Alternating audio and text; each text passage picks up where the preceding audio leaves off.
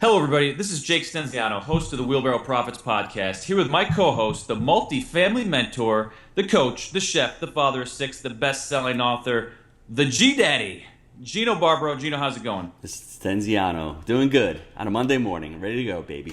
That's right. Making it happen. Kicking down doors.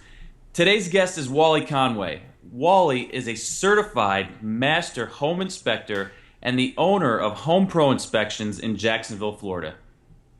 He is the author of the Amazon #1 bestseller, Home Inspection: Secrets of a Happy Home Inspector. Wally hosts the Home and Garden Show every Sunday on 104.5 WOKV in Jacksonville and has appeared on HGTV, DIY Network, and man, it sounds like we got a superstar today, Gino. What do you think? We do. Loaded, baby. Big Loaded. resume. So, hey, without further ado, Wally, welcome to the show. Oh, thank you, Jake. Glad to be here, Gino. Thanks, Wally. Hey, so Wally, tell us a little bit more about how you became a home inspector, but then how you used that knowledge to become this media personality.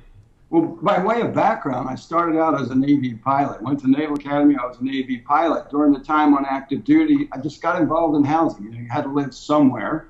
I ended up building houses, flipping houses, renovating houses, was a landlord and whatnot. And when I retired in '94, it occurred to me that I was terminally unemployable. I hadn't had a job my whole life, a real job. So I started a company.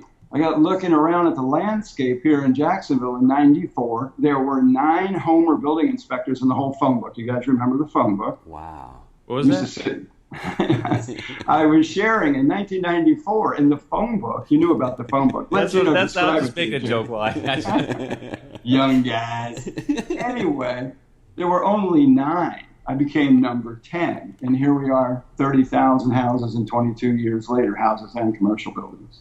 Wow. So I have tons of questions to start out with. First, I want to move down to Jacksonville. I'm in New York. I was in Jacksonville for 2 months, May and June. I love it down there. I want to transplant myself down there like many other New Yorkers. Why did you choose Jacksonville? What made you go to Jacksonville? First thing. It chose me. I got here in '81 after I got out of flight school and ended up staying here until I retired, other than a brief hiatus of 6 trips to the Middle East and a few years in the Caribbean. So then, I mean, you must have seen the transformation over the last 20 years, because I've seen the boom. When I was there in May, the building is just amazing what's going on down there. The cap rates are just ridiculous. But for those last 20 years, what have you seen? What's going on in that market in the last 20 years? But market-wise, we saw the city. 1994 was the first year we had the metropolitan service area exceeded 1 million. And it corresponded with tremendous growth on the retail side, the industrial side, the residential side. It was booming and crazy. And then it changed again dramatically, the big shift there in 06, 07. And residential went from 25,000 plus units locally down to less than 10. And on the commercial side, it went from a tremendous building boom to crickets and incompleted projects. Wow. In those 20 years, why did you pick home inspection? What drew you to the home inspector side of the business? Maybe if I had to do that over again, it might go a little bit different. But at the time, it was really one of simplicity and opportunity. As I said, there were only 9 in the phone book, and home inspection at that point, building inspecting overall, was emerging as opposed to cluttered. So we went into a high-growth, uncluttered area, and it worked out well. Wally, what are the specifications? Do you have to go to school to become certified? What did you have to do to get certified? Well, it varies state to state. In '94, it was truly the Wild West. It was you printed business cards and you were one. A little bit like being a multifamily housing investor, I suppose. And over the course of the 20 plus years, the regulatory positions have changed all over the country, and Florida being a licensed state at this point. And is it difficult now to get your license to become a certified home inspector now, or? No, the licensing position is quite simple, and that's really been one of the difficulties, and it's a difficult thing for an investor or a home buyer, regardless of what type buildings we're speaking about, is the bar is sufficiently low. Just using the Jacksonville market as an example, 94, there were 9 home and or building inspectors in the entire marketplace. The number of licenses held now in that same marketplace is more than 900. Wow. So it's easy to make a bad choice. Jake and I love this whole area of home inspectors. I know people are cheap; they don't want to get it. We want to jump right into why you need a home inspector, what you bring to the table, and why every multifamily investor has to do inspections. So, can you give us a broad overall view of what you do, what your position is when you go into a house, and what services? Absolutely, it's essentially like a physical exam, and the goal of a successful inspection, no matter the property type, is to minimize the number of surprises once you own that home or building. So especially when we look at commercial and multifamily, it's just a math game. Mm-hmm. So all we're looking to do with no emotion and total objectivity is cause a clear picture in that buyer or investor's mind of what is the math going to look like of this building in terms of its physical performance as opposed to lease rates and other things of that sort. What have you seen in the last 20 years change? I see the numbers have been dramatically, but what has changed in your industry over the last 20 years? Well, the technology that's come on board is really helping us to provide a significantly better snapshot in time of what that building might look like. Back in the day, if you showed up with a flashlight and a clipboard, you appeared well prepared. At this point now, our entire staff, we're working with infrared cameras and drones and even things like Google Earth. We know more now about a building before we even show up than we ever knew before. We're able to do online permit searches, the property appraiser. There's so much data on board that our preparation before even showing up, we know right where and how to zero in. It also gives us good substantiation of the information that we're providing. So there's less guesswork and way more technical and specificity that's brought to the mix. Do you see there's a difference in residential and commercial when you do a home inspection? Because a lot of people ask us that. They say, residential, they have a certain fixed number of what it's going to cost and how long. Do you go more in depth in multifamily as opposed to residential? No, it's just the opposite. For the most part, the multifamily investor is a far more sophisticated person than the person who would have purchased, say, a single unit within that condominium type place. Where rarely is a multi-investor concerned about, what does the wallpaper look like in the bathroom of 425 units? So what we do most commonly, what we do every time actually, is we'll send that multifamily commercial customer a proposal, kind of a small, medium, and large. At the smallest level, depending on the sophistication of the investor, we'll do a walk and talk. We have investors fly into Jacksonville. We meet us at the property, and we'll spend 3 hours, 2 hours, just doing a walk and talk through the complex, say with them and their maintenance person, or sometimes staff from the building. That takes a very high level of sophistication on the investor part. Mm-hmm. That's not for the first-time guy who's trying to figure it out. That high-level stuff. At the next level, we'll do a roof and structure, tends to be what people worry about the most. And then what we would call the Mac Daddy of all things. We'll go building by building unit by unit. What happens, though, fellas, is by giving the people the three choice, they choose what's appropriate to them. Mm-hmm. So if a guy wants to know everything there is to know, it gets expensive. And there's a lot of detail to whale through. And usually that compromise point, I find, is a representative sampling. So let's say there's 300 units spread over, 30 buildings. We might look at 2 buildings in deep, deep depth. Mm-hmm. And everything else is a bit more cursory and coming with the thought that, all 300 are well represented by the 10 or 20 that we may have gone and done a deep dive in. And from that, they can cost effectively extrapolate what do the numbers reasonably look like to bring it up to speed or renovate or whatever they're doing. What's the biggest deal you've done as far as multifamily number of units? About 400. 400, that's a big size. Jake and I like to advocate to go into every unit, so we'd probably be choice C because, a lot of these guys, we buy mom and pop, so they're a little deferred maintenance, a little distressed. So we want to go into every unit and make sure that, the appliances are there, they're working. We can at least, I don't want to say the word retrade, but when you go into a unit, there's a lot of leaks and stuff, so we want to be as detailed as possible. And that first option for us really doesn't give us any safety. We like to see those pictures. Once Wally gives me those pictures, I can go back to the seller and say, hey, listen, these are these pictures. This stuff ain't going on. It doesn't look right. So, what would you advocate, Jake? Which one do you like? Well, I'm glad you asked, because I think that, for us, it's not retrading, because we go in expecting to get rent-ready units. And we've gone through apartment complexes before, and there's been 3 units where we expected dishwasher, cabinet, sinks, and everything, and they've been using them for storage units, and they gutted the units essentially. So if we wouldn't have gotten to each unit, we would have been, $30,000 in the hole, because that's a $10,000 turn to fully renovate that apartment. So those are the things that you need to watch out for. Some of the more sophisticated companies, if you're buying from a large investment firm, you're probably not going to run into that. But hey, you never know, and you want to be careful. So I think there could also be a sort of middle ground where you get Wally's high level of detail, but then you may take your maintenance staff and go through each unit yourself to look for that sort of thing. So there could also be a little bit of a kind of a quasi inspection there, where you do some with your guys, but then you may have, to be cost effective, have Wally's team do a deep dive into 2 of the buildings. There's a million ways to skin it, I guess. Right. What's most important to me is that potential investor is making the decision that's appropriate to them. Mm-hmm. So if they do have a talented staff, that they have done these things before, we're essentially the deep dive tour guide on that thing.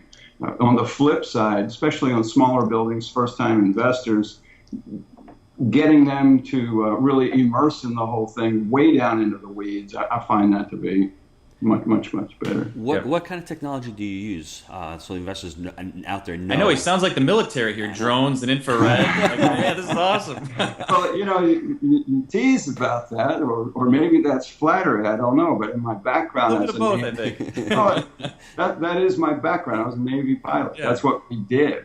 So the idea of technology being your friend, that was important to us. And the idea of being able to use technology from our own internal purposes, it makes us way more efficient. Yep. And it's a tremendous liability management tool. When we're bringing every piece of technology that's remotely reasonable to help assess a building, we're driving the risk way, way, way, way down, ultimately, for that buyer. The other side of it is, if we've done a fine job of dramatically lowering their risk, we've lowered our own. So we're really in it together when you look at it that way. Hey, well, have you ever, and this is a just curious question, by utilizing the drones, have you ever found something on a roof that you would not have found using Google Earth, or maybe have you been able to save man hours and used a drone to do more roof inspections? I don't know if they can drill down that much. I don't have much experience with drones. Yeah. The drone is so much more capable than a person, and so much more detailed than Google Earth. We love Google Earth. We can get an initial feel for what we're up against. Yeah. But you get things with steeples and spires and things you could never put a human on. Yeah. Or older buildings that you wouldn't necessarily want anybody walking on a 100-year-old tile roof or other conditions. So from a safety standpoint, from a speed standpoint, and frankly, when you bring technology, you get way less pushback from sellers when you're describing a deficiency. That's right. It's the difference between going to the Mayo Clinic for a physical and going to your local doc in a box. Yes. He's the Da Vinci over here. Yes. Da Vinci. Dude, that's the best point right there, because it's like negotiation. Something in writing, when you write it down, it can't dispute it as much. But a picture, when you see there's a hole in the roof with the drone, what are you going to dispute it? That's why we love our inspections. Because I'm with you. And two, with the infrared, we can actually see what's going on inside the wall. Is there moisture in the wall? Are there hot wires? Is there leaking ductwork? We take things that are, in a visual sense, mushy, and they become concrete through the use of the technology. Wow. And I'll share with you also, the technology also makes something that was potentially scary unscary, because it's no longer just an unknown. And you can fix it. Yes, and that's exactly. You can go and you can attack it. It also makes those repair specifications much, much tighter. So the guy trying to bid a repair can see inside walls, can see from different elevations, goes, oh, this is how I drill down and correct this. And it typically reduces the cost of repair because you don't need such a big fudge factor. What are the most important items you're looking for in inspection? What are other items that are costly down the road? What do you look for? The things that people tend to be concerned about the most are the roof and the overall structure. In the vast majority of multifamily, they're essentially just a bunch of little tiny houses mushed together with some common features. So there's zero difference between the heating and air system in a typical multifamily than there is in a home. So those things are just simple and repetitive. It's that big overall snapshot. Where am I in the structure of this thing? And this giant roof that looks like it's going to cost $50,000 or $250,000. If I need them all, where am I in that? So the individual units to me are they're just so straightforward and simple. After you find the problem, what's the best negotiating tip? Like you see something in the wall. I mean, what do you advise your investor to go back and how should you negotiate that? What we've seen be the simplest is clarity.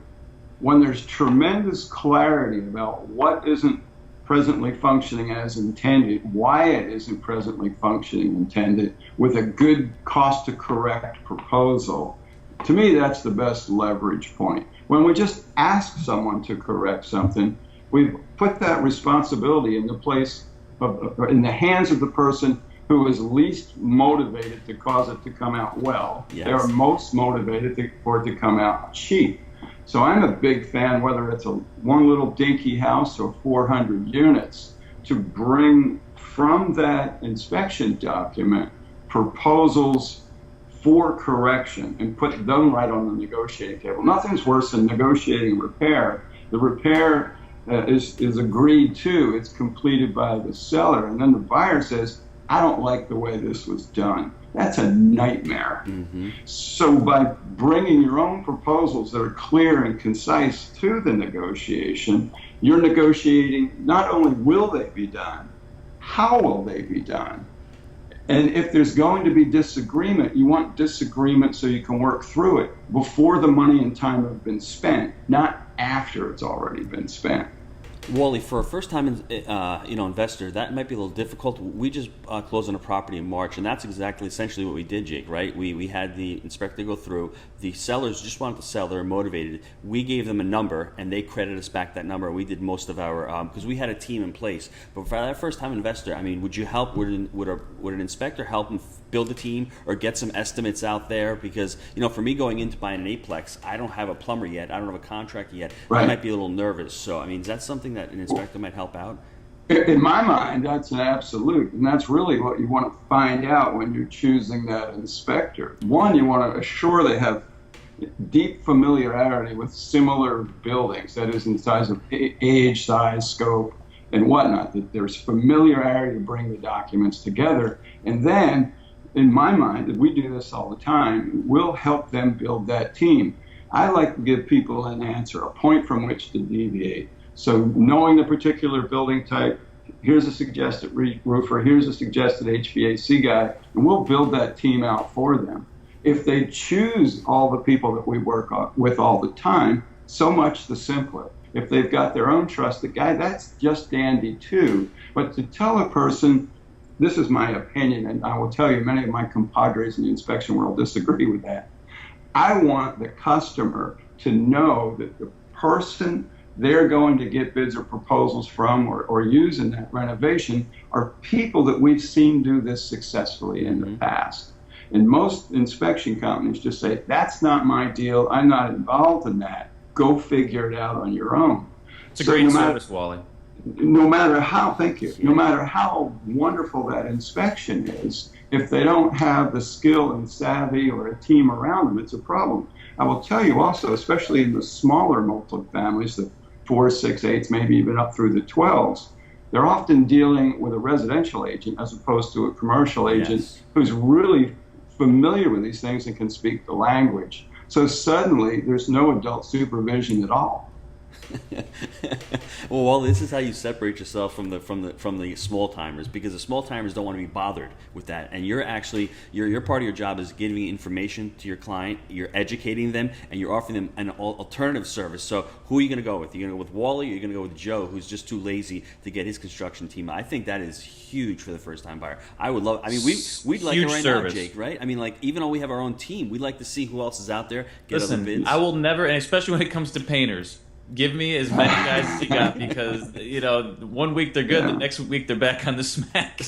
Well, good group of guys. With the wonders of NetJet, we'll send a team out and take care of you anywhere you want. That's awesome. Appreciate it, Wally. On your NetJet account, not mine.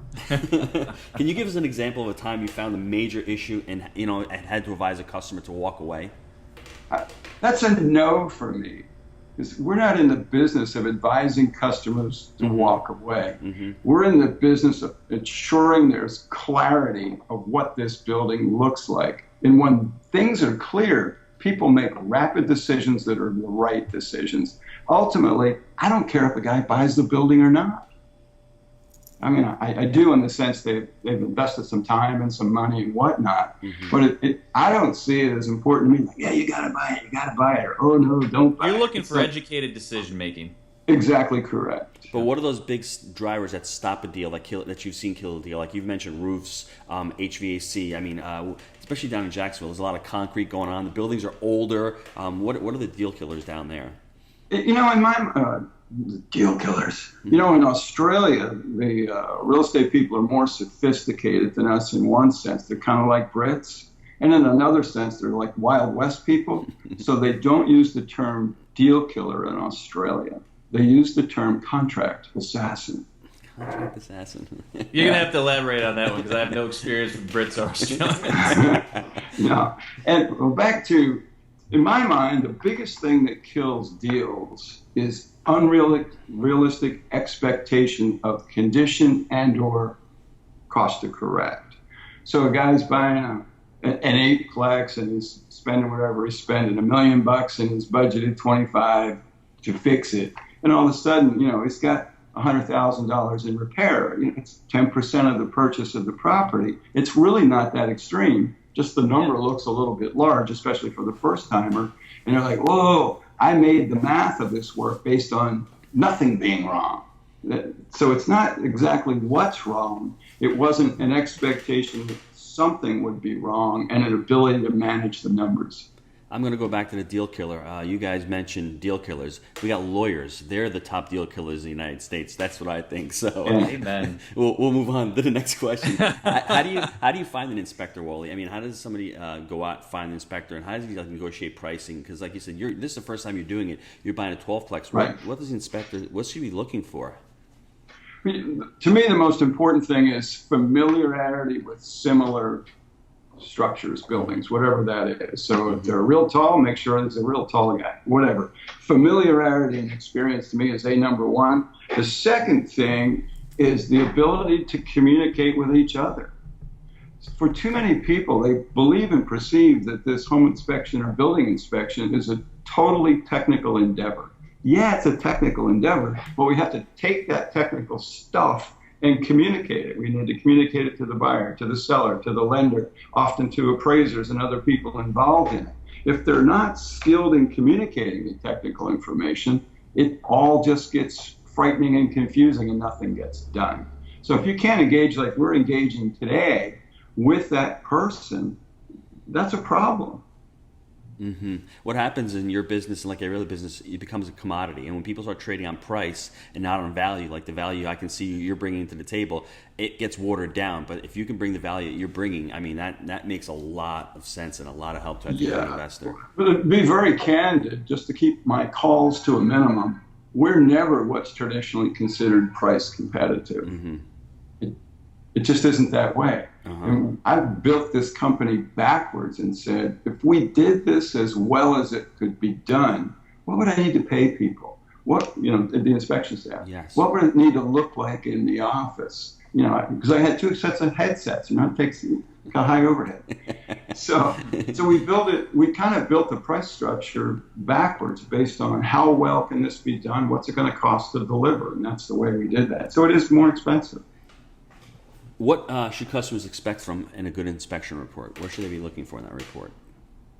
I'm a fan of brevity with completeness.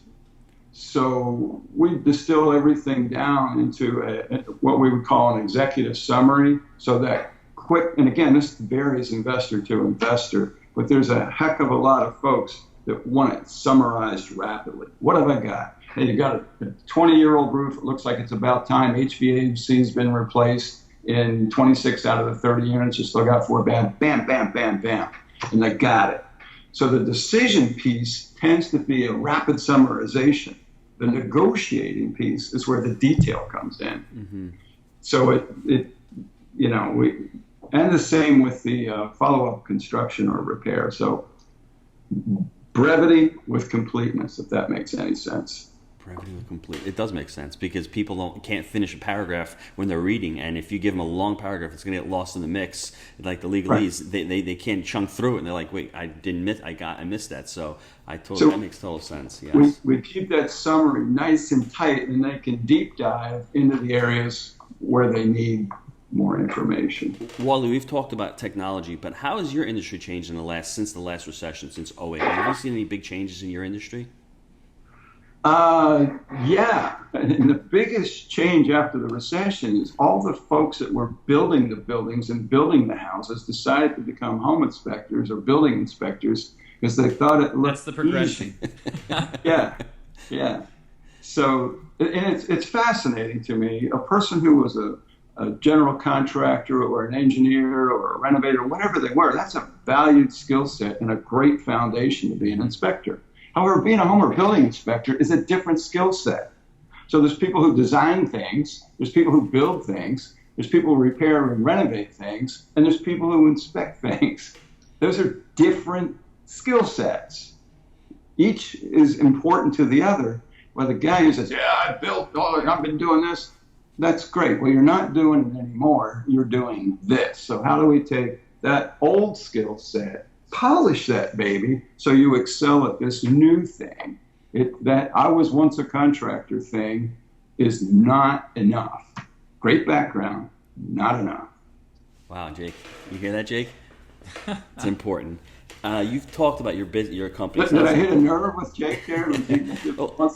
Well, him with the contractors, he likes to battle out with the contractors. I've been doing it for 20 years, and I don't like to. It's just sometimes you have to be a pit bull, and you don't want to. But it's because you're dealing with tough guys here. It's not they'll walk on you if you let them, right? So. And the problem is now that we're getting busier, like you said, the market shifts like you did. Now there's a lot of guys swinging a hammer that weren't doing it 8 years ago, but the market needs more people in there. So there's a supply-demand thing. So there's more guys entering the market that don't have that skill set you're talking about because anybody can paint, right? But I mean, painting is a difficult endeavor if you want to get into it. So that's why I think as the market's progressing and we're still expanding, especially in Jacksonville. Jacksonville's going crazy with the A's. Yeah. You're getting a lot of building down there. So people have to come in and do that work. And when that happens, you're not going to get the quality you did when people are really hungry for the work as they were 6 or 7 years ago, Anybody can do anything, and most anybody can do anything cheap.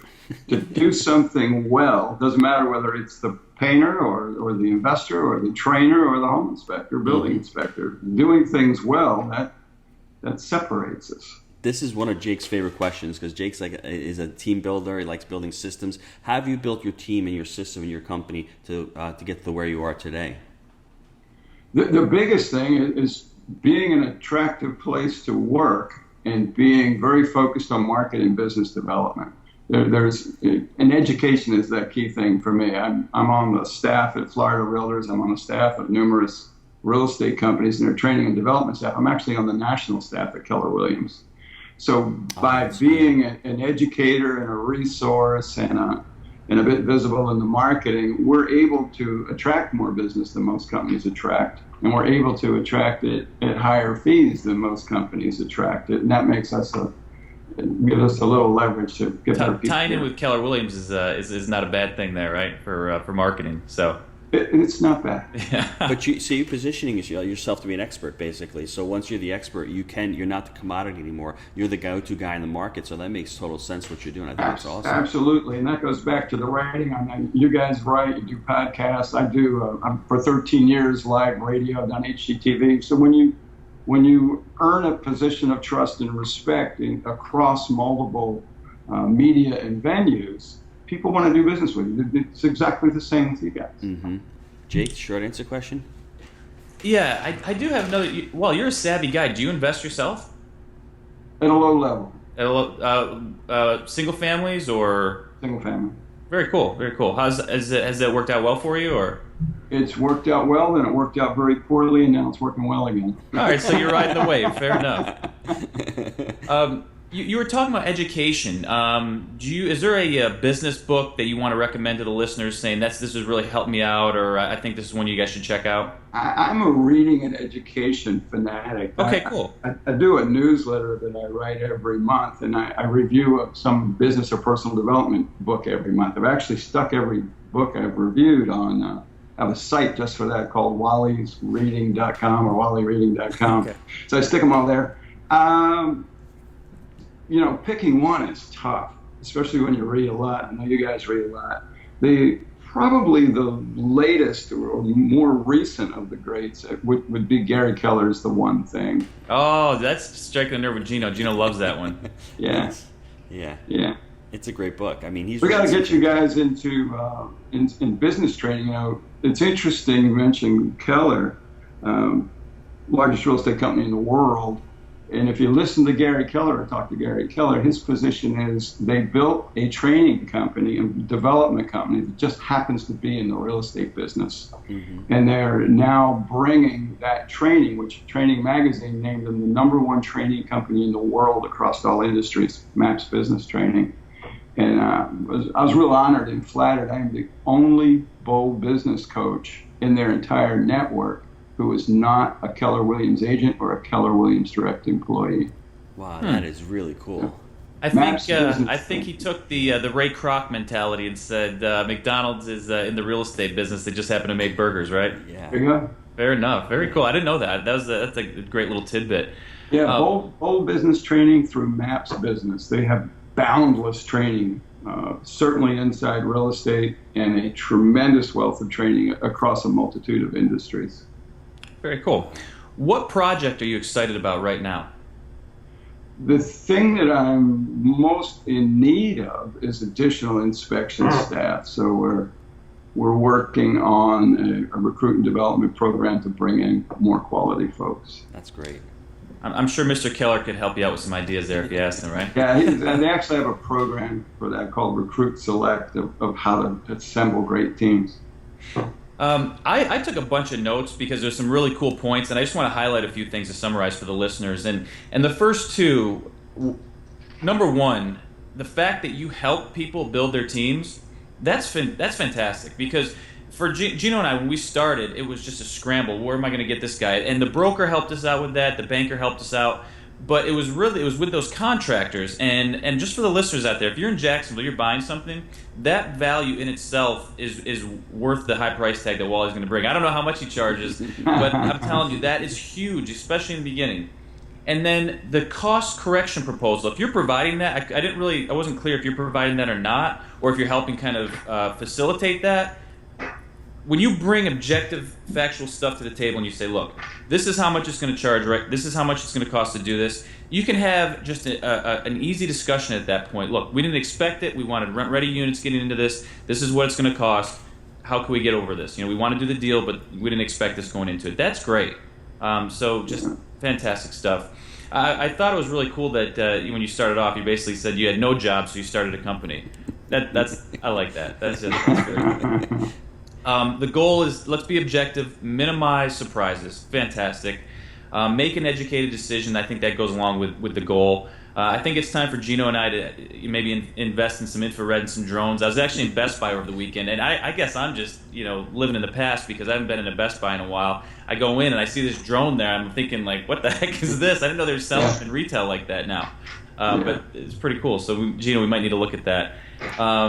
Really things to look out for. You got to make sure your structure's sound. You got to make sure your roofs are in good shape because that can be a big cost if you get into it and don't know about it. Going back to negotiating the cost correction proposal, helping investors build new teams, and a good report is basically going to have bullets of this is what is really important. This is what we need to know about right now. But then you can have the depth, the brevity and completeness, like you were saying, to go through and get very specific and go through a very complete report. So this has been fun. I've really enjoyed it. Let me ask you this. How can listeners get a hold of you Do you have a website, phone number? How can folks get a hold of you? Website, all that technology kind of intimidates me, so we don't do websites. You don't do the website. I don't believe you're partnered with Keller Williams. You don't have a website. No, I think we've got about 300 domain names. My wife gives me any grief about that. But the easiest way to get us is at MrHomeInspection.com. Okay. On that domain, that took some finagling. MrHomeInspection.com to get a copy of the book, Home Inspection Secrets of the Happy Home Inspector, which translates really well to commercial buildings. It's all the same, just some of the examples are smaller, but it's more of a mindset to approach it, is at wallyconway.com. So either of those works out great. Those are the two. Go get it. Wally, thanks. I had a great time on the call. This was so important for our listeners because we've done insurance, we've done attorneys. I wanted to get a home inspector on and say this is one of the biggest team members you're going to have, and you're going to make a relationship with him, and going forward, you're going to use him on every single deal, and they're probably going to save you money. We didn't talk about that. We always talk about how much it's going to cost, but how much you're going to save from a home inspector is really important. Every deal we've done, Jake, we've saved money with home inspectors, every deal, right?